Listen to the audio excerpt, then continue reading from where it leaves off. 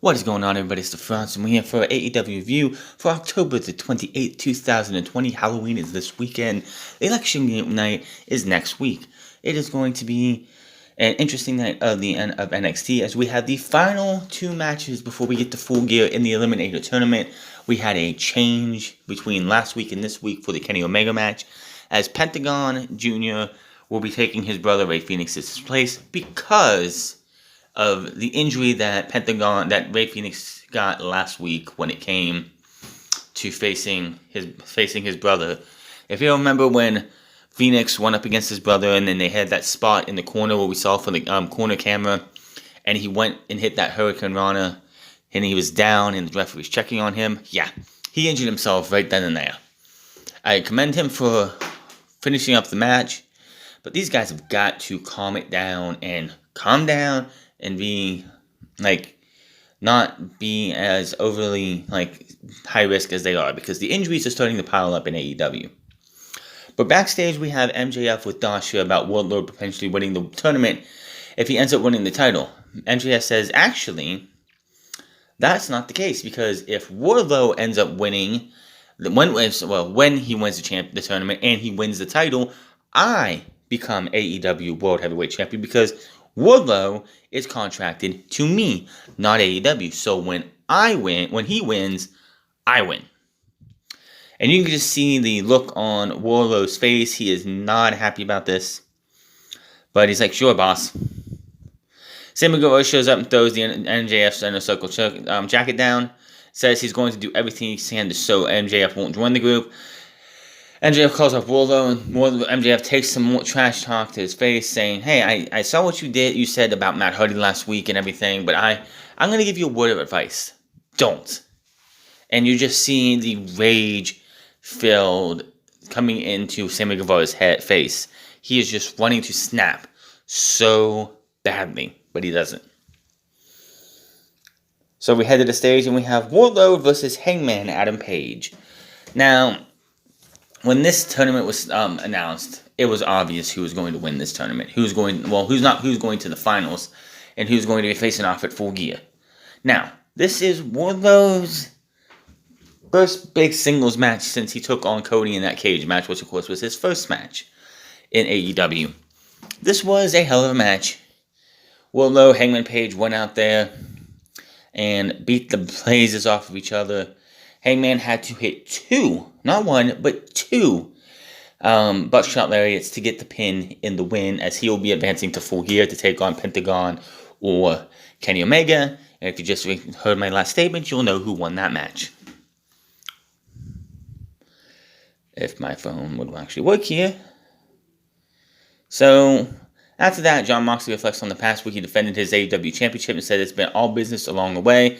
But the pay-per-view, it's personal when he takes on Eddie Kingston. He says there will be nobody else to blame for Eddie when he had forced to say, I quit. He says he will crush his ego like he's done with everyone else he's faced. Then we see Eddie Kingston come to the ring. He's sick of talking when he wants to fight and says, how dare the champion not show up for tonight's show? Noting he's a coward. He says instead, he'll face Matt Sydal, someone who's tried to steal his thunder, and reminds everyone he wasn't eliminated from the Battle Royal.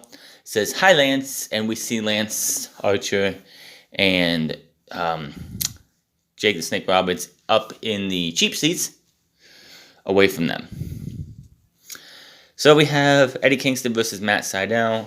Of course, everyone remembers that Matt Sydal was the Joker in the Battle Royal, and that famous spot where Michael Nakazawa put down oil to make sure that he slipped, trying to break his neck. That didn't work out. And of course, Eddie Kingston he wanted to win the Battle Royal legitimately, and honestly, he should have been eliminated, but they paid that off because of the COVID thing.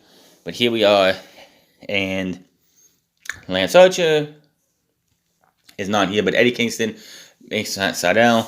This is another great match here. Eddie Kingston, I will say, I am not a big... his in-ring work is not even close to where it is in his mic skills. Eddie Kingston could go down in the next 10 years or so as one of the best mic guys in the world, in wrestling. Plain and simple. But will we see that happen? Who knows? And Eddie Kingston has come out and say that this is it for him. It's AEW or nothing. Nada. Zits, zilch, nothing. So, we'll see how this goes with him. But, and for some reason, my phone's on a T-Mobile app. So dumb. But Eddie Kingston, they go out there. Kingston then uses his Moxley choke. Matt Sydal with the coast of expanding. Kingston lands a kitchen sink, spinning back fix. Then he puts the Bulldog choke onto Matt Sydal. Matt Sydal has got to tap out, and Eddie Kingston wins. Of course he was going to win. You're not going to have Eddie Kingston a week or 10 days from his championship match getting a loss. Not happening. So, Excalibur talks with FTR with Tully in the separate location, and the Young Bucks ahead. Excalibur asks Matt about his ankle, and he says this was a severe sprain with a couple intusions in it. After FTR ambush, he said, "My leg is fine, and I'll be fine at Full Gear." You really think something like this little leg injury, is going to keep me out from the biggest match, biggest match of this right now? This match has been talked about for years. When FTR was in WWE still as a revival, and WWE was doing nothing with them and treating them like shit, and just burying them 6 feet under. We saw the Young Bucks, and I think it was Dax, tweet out that one day we're gonna face the Young Bucks are gonna face the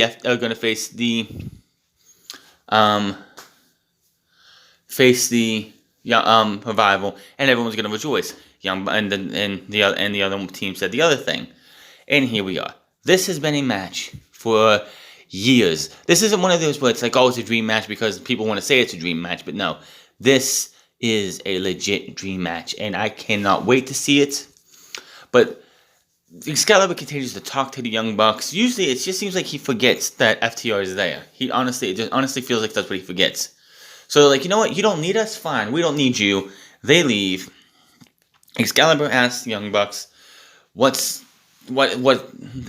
much this match means to them, and they say this match means so much to them that if they lose, they are going to follow down the path of Cody Rhodes, who last year at Full Gear went up against Chris Jericho, and if he lost, he could never challenge for the World Championship again. So, the Young Bucks say, if they lose this match, they will never challenge for the tag team titles again.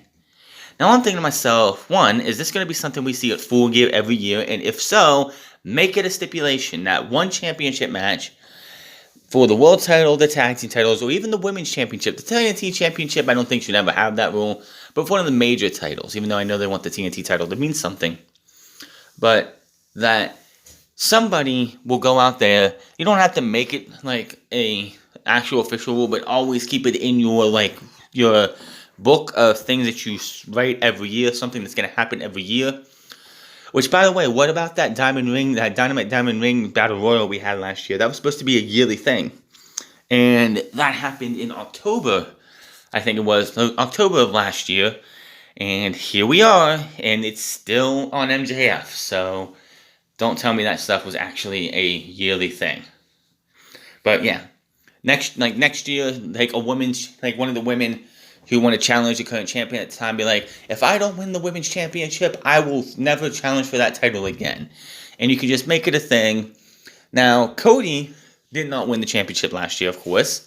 But do you think they're going to do the Young Bucks like that? No. This is not going to be one of those things where it's a one and done. This feud has to go on for a year. Bucks are going to probably win a Full Gear now, which I hate that you have to make it predictable, but it's whatever. And then we have Revolution to have another match, and another match, and another match. There should be a match at Full Gear, Revolution, Double or Nothing, and All Out. And then Full Gear next year. Just getting these guys to beat the hell out of each other. And it doesn't always have to be for the tag team titles. Maybe when we get to next year's All Out, neither one of them are tag team champions, and they're going after each other again, these two tag teams, and this is a feud that should last for the next few years. So do I think that the Young Bucks are going to lose at Full Gear after making that stipulation? No. Do I find it kind of ironic that it's Full Gear again, that we have this type of stipulation happening for a title match? No, maybe, like I said, maybe it's something they're going to do for Full Gear, where at Full Gear, somebody is going to offer to forfeit their championship championship opportunities in AEW because they want the title that badly. But they can't just make it forced. That would be like having Hell in a Cell every October because it's October. That's what WWE does with Hell in a Cell, and it's kind of taking away the specialness of Hell in a Cell. You can make this naturally and start building a feud from like December of this year going all the way to next year, or hell, from Double or Nothing all the way to Full Gear. Don't just have it be something that happens in October where this person's feuding with this person. She is the champion and she's going up against Nyla Rose, and if Nyla Rose doesn't win, she's not going to challenge for the championship again. That's stupid. No, you gotta use it. If they're going to use it, which again, this is the second year in a row they've done this, but if they're going to use it, they got to be smart how they use it. Okay, let's see here. The Inner Circle minus Jake Hager make their way to the ring for the Inner Circle Town Hall meeting, which, by the way, Jake Hager is going to be having a fight for Bellator, I think, this weekend, which is crazy, but yeah, this weekend. They come out for the Town Hall, and I was wondering what they were going to do with this Town Hall, and they did exactly what I did not want to see. They did a presidential-style Town Hall, where you have moderator or moderators, in this case, and you have people coming up asking stupid fucking questions, and stuff that just, I don't even care. But yeah, that's exactly what they did. They did a presidential style Town Hall, and it was stupid until Eric B came up, and it turned out to be Eric Bischoff, and he came in, he asked his questions. He wants to know what MJF could do for the Inner Circle.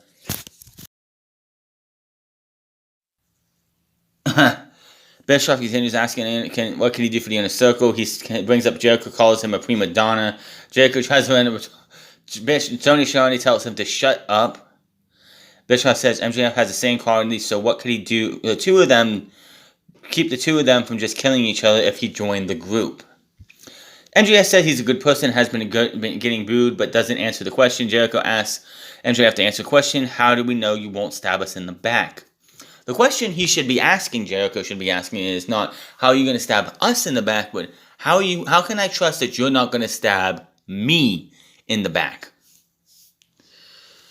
So he says, I've checked every box on why I should join, and wonders what he hasn't done. And Jericho says, you haven't beat me, and I'm going to give you a chance. And at Full Gear, it will be Chris Jericho versus MJF. If MJF wins, he joins the Inner Circle. But they never said what happens if he loses. So, I mean, yeah, if he loses, he's not in the Inner Circle, but what else? There should be something else for that. Ortiz gets the mic and says, shut up, you talk, all you do is talk. Me and Sammy don't want you in the group, and says MJF doesn't have a shot, and I mean, I don't want you in the group, Sammy don't want you in the group, or Santana's just, he's on the fence for it, Jake Hager's not here, so next week it's going to be Sammy Guevara and Ortiz versus Warlord and MJF, and they leave. Now, first off, I can see where this is going. There's no motherfucking way. No way MJF is joining a stable if he's not going to be the leader. He might play nice. He might be the guy who pretends to be enjoy being a member, the second to Chris Jericho. But when it comes down to it, at the end of the day, he's going to usurp Jericho from the Inner Circle, and he is going to take the leadership, turning Chris Jericho face for the first time in AEW, and for the first time since he had his match, since he was in WWE and his feud with Kevin Owens. So that's where that's going to go. Now, next week, Ortiz and Sammy Guevara are going to team up for the first time in tag team action. It is going to be interesting to see exactly what these two do and how these two work well together. But I hope to see many Ortiz hijinks, because that guy is fucking hilarious as it is. But yeah, next week should be interesting for these two teams. And Jericho versus MJF, I have my answer, but I'll talk about that on our preview show next Wednesday when I do a predictions for Full Gear. I can't believe it's next Saturday. Wow. Cody. Oh, yeah.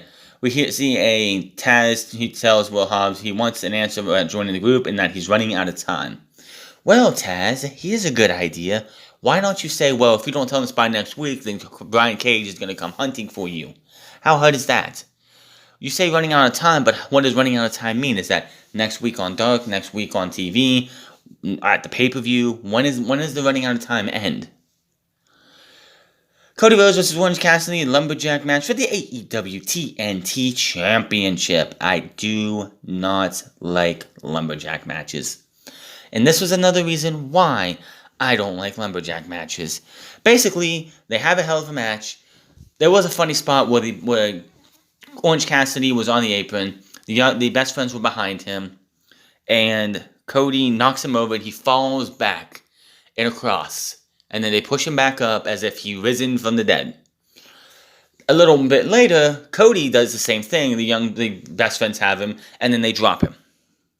That was hilarious. I think it was Trent got a cheap shot in on Cody. Yeah, I think it was Trent got a cheap shot on Cody, which Orange Cassidy almost capitalized on. Everyone outside brawls. We get back into the ring towards the end of the match. John Silver and I think 10 it was. Hold on. What is it?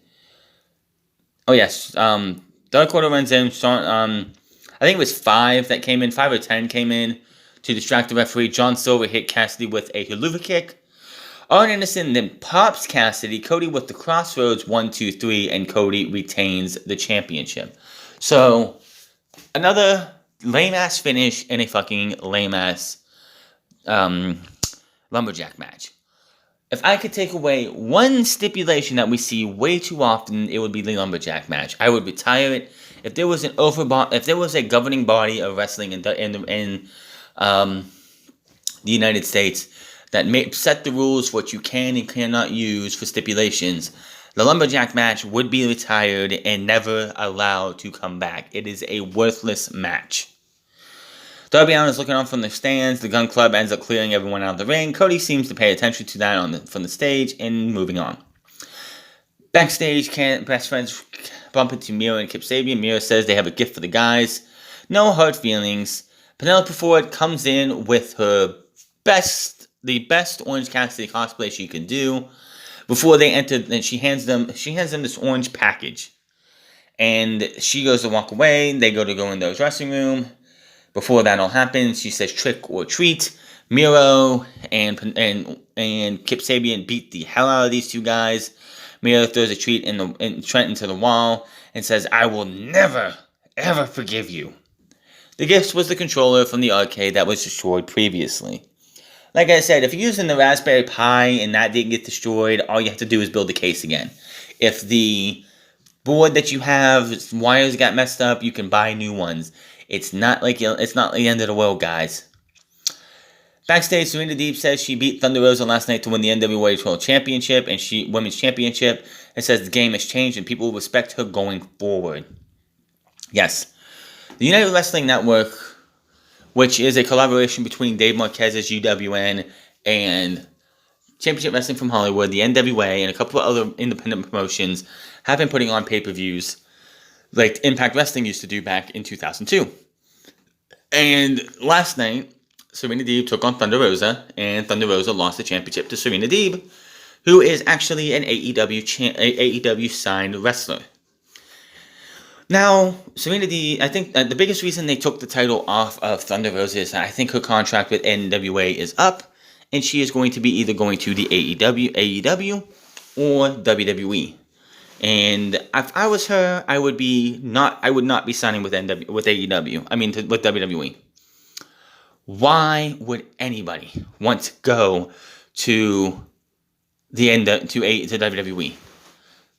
Like Ben Carter, who had a fantastic two matches in 2 nights for AEW, had a match on Explosion for Impact Wrestling, and then signed with WWE. He is going to be stifled. He's going to be he's going to have to go. I think it's under the UK brand. He's going to be stuck on one brand, wrestling once a week, making half of what he probably could make in working for AEW or Impact and all the independent promotions that are coming back that he can actually work for. And why would anybody want to work for WWE, who just had another outbreak in the Performance Center? Somebody answer me this one. I don't get it. I don't fucking get it. Why would anyone I'm taking it from Taz's words, why would anybody want to go to that sloppy shop right now? They can't even keep themselves from getting a outbreak. That's like the 3rd outbreak. I don't understand why why anyone wants to do anything with them. I just don't get it. So, no, we have no idea which one she's going to right now. It's most likely leaning towards WWE, but she has an MMA career she likes to get into. She has her own, I think she has her own wrestling school or something. She's got to give up a lot to go work for WWE, and I don't think it's worth it in the end. Serenity versus Layla Hirsch. Layla Hirsch, if you did not watch Bloodsport a couple weeks ago, or last night's episode of AEW Dark, she is from Russia. She is, she's like 5'10" or something. She is a really short woman, but looks can be deceiving because she is one tough son of a bitch. I will say that right now. She is definitely somebody I would not want to fuck with. And even though I know I'm taller than her, I guarantee you if I tried to get in a scrap with her, she would fucking tie me up into a pretzel and then kick my head off. Just saying. So they're having this match, and I had to just say, I don't know why out of everybody they could have picked, they gave the NWA Women's Championship to Serena Deeb, because she's been around for a good while, and this was not a good match. This was not. I mean, Layla Hirsch did well, but Serena Deeb she just doesn't have it, in my opinion. It's just she would have been the last person. They were going to bring somebody from AEW to put the title on to get it off of Thunder Rosa, because she's not going to have a contract with the NWA. And by the way, anybody who thought the NWA and AEW were done working together, you are fooled. But I would have picked somebody else.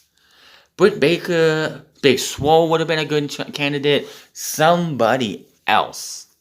But they went with Serena Deeb.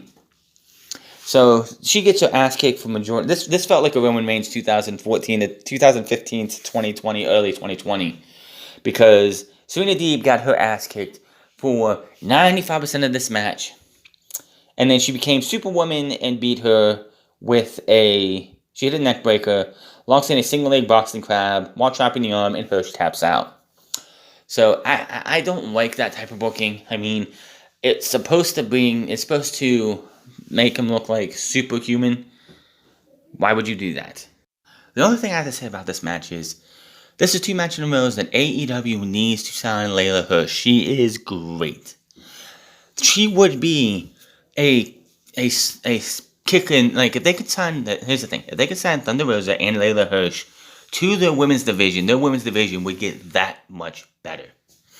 That's what I gotta say about that. AEW, sign Layla Hirsch, sign Danny Jordan, sign Thunder Rosa, sign any of these women who actually have fucking talent to balance out those women who are green. Even though I think Layla Hirsch is probably green as well, but she's not as green as a Britt Baker or a Big Swole or any of these other women out there who just don't have the ability to. They're not on. Almost nobody outside of a Thunder Rosa are on Sheeta's level. So I have to say that. Backstage, AEW Women's Champion Hikaru Shida is with Alex Marvez, and he asked her about Nyla Rose refusing to wrestle until she gets a title match. Shida's like, you know what? You want me, I want you, let's do this. Match is going to happen at Full Gear. The rematch from Double or Nothing. Shawn Spears versus VSK. They tout Shawn Spears' impeccable 14-2 record. Quick squash match, C4, 1, 2, 3. Who cares? Here's the thing. Shawn Spears. Did this match need to happen tonight? No. Shawn Spears has been winning all of his matches on AEW Dark. Minus 1 or 2. If you took all of his matches away from Dark and said, those don't count, guess what? He wouldn't even have a record. The problem I have with AEW Dark is that it's becoming too much of a jobber squash central, where you're just inflating people's records to make them look good. That's it. Shawn Spears, 14-2, having 2 matches on AEW this year, like on TV, maybe one on pay-per-view where he lost to Dustin, and I don't know who the other loss was to, but it's like, That's not impeccable. He's facing jobbers most of the time. So after the match, he's in the ring and somebody's throwing candy at him. We look over and I'm like, it's Mantar. It's Scorpio Sky with a bull head on. So he brings the guy into the ring and he's asking Tully Blanchard for the piece of metal that he puts into his glove. While he's doing that, Shawn Spears Scorpio Sky takes the mask off and lays him out with a TKO as he turns around. And that was that. So that's going to probably happen on the buy-in to Full Gear, Shawn Spears versus Scorpio Sky. Scorpio Sky also has been doing most of his matches on AEW Dark. And I know they want to keep people in and want people to have matches. But this did not need to happen. I'm sorry. Shawn Spears versus Scorpio Sky should stay on Dark if that's where they want to keep it. No reason to have storyline builds on the main show. Keep things on Dark. The only thing, and this is like AEW Dark also needs to go back to what it was before the pandemic. 4 matches, that's it, against talent that, like, you can have people outside of your company come in, make their debut, but give them matches like when Ben Carter took on Lee Johnson. That was a fantastic match. And Ben Carter wasn't signed by AEW. I want to see matches that actually feel like they have meaning. Having a Shawn Spears go in and beat VSK tonight in like 30 seconds does nothing for Shawn Spears. Maybe when he first gets started and he was like a brand new talent that nobody's seen before, having him beat somebody in 30 seconds might do something. But this guy is Shawn Spears, a.k.a. Ty Dillinger. We know who he is. We know how good he could be. And all you do is have him go out there and beat someone in 36 seconds or like 30 seconds or less. It does nothing for him. So there's that. Commentary runs down the pay-per-view card as we have the buy-in, Orange Cassidy versus John Silver. Okay, that's on the buy-in, never mind. Sammy Guevara versus Matt Hardy in the Elite Deletion match, which will not be happening at Daily's Place. So that'll be happening on the compound of Hardy's. All deletion matches are contracted to be at the Hardy compound. Of course, Jon Moxley will be taking on Eddie Kingston in an I Quit match. Shida versus Nyla Rose. The Young Bucks versus FTR. If the Young Bucks do not win, they will never challenge for the tag team titles again. And the winner of the next match will take on Hangman Page in the finals. But next week, Chris Jericho on commentary. Sammy Guevara and Ortiz versus MJF with Warlord. Miro versus Trent with their respective partners. Shawn Spears versus Scorpio Sky. Cody and the Gun Club versus John Soto, Colt Cabana, and 10. That should be actually good. Jon Moxley and Eddie Kingston are going to be face-to-face before their title match. Pentagon Jr. versus Kenny Omega. I don't care if they call him Penta L0M. I'm calling him Pentagon Jr. because that's what he was when he first came into AEW.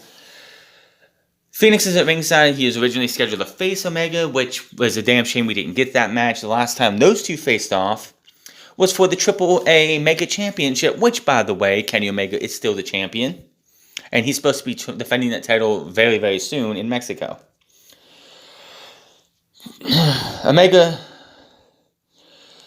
Cocky Omega drops Penta and then takes his shirt off and reveals he is wearing the AAA Mega Championship he beat Phoenix for, which I heard. I hadn't seen, but because I couldn't find the English commentary for it, or I didn't want to subscribe to the English commentary channel, but I heard that match was fantastic. It was a barn burner. Taunts Penta, Omega with a chop, Penta gives a big one of his own. Penta takes off his glove and gives another one. Omega ends up kicking Penta, smacking him with the glove, then throwing it at Phoenix. So these guys are beating the hell out of each other in this match.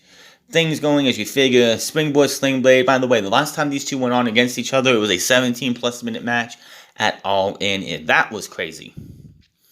Snapdragon Suplex. Another looks for a third, but Penta fights out of it with Penta with them chops. Hits the knee to the face. Powerbomb. V-Trigger lands cover 2. As we get to the end of the match, both wrestlers are throwing strikes. Penta tries a pump handle reverse, but Penta hits a kick to the head. Penta eats a V-trigger right under the chin. One-winged angel. He fights off, looks to snap Omega's arm, and does so. Penta a pump handle, nope. Chops by Kenny, thrust kick by Omega's face. Penta tries with a springboard sling blade. Eats a knee. One-winged angel. 1, 2, 3. Because you all know when we hit a one-winged angel, Kenny Omega never loses. I'm going to say it right now, the one-winged angel is the most protected move in all of professional wrestling. Plain and simple. Has anybody kicked out of it yet? If they have, it's been very rarely. So, as everyone figured, or most people should have figured, it was going to be Hangman Adam Page, Kenny Omega, for the right to be the number 1 contender for the AEW Championship. Now, I wish this tournament could have happened a little bit sooner, so we could have a couple of weeks of face-off. But next week will be interesting. I'm sure we'll have some great video packages between these two. Maybe they'll have a backstage, like a sit-down interview between these two. Because I want to see some heat going into this match. And right now, we don't have that heat. We don't have any heat between these two right now. They had an amicable split as a tag team. They went one way. Kenny went one way. Hangman went the other way. We need to see something that gets these two to want to kill each other at Full Gear for the right to be the number 1 contender to the AEW Championship. So I'm looking forward to next week. This was another great week. We did see a guy. There were some people wearing costumes. I mean, we did talk about Scorpio Sky, but there was a guy on the heel side wearing a banana suit. So leave it there. That is your AEW on TNT review. Hit that subscribe button, comment down below, like or dislike this video. Find me on Twitter at The France Club. Find me on twitch.tv/The France Club. And find me on Instagram at The France Club. And I'll see you guys on Friday for SmackDown, where I'm pretty sure we're going to have some holiday-themed Battle Royal or some other bullshit they like to do. But until then, my name is The France, and I'll see you guys later.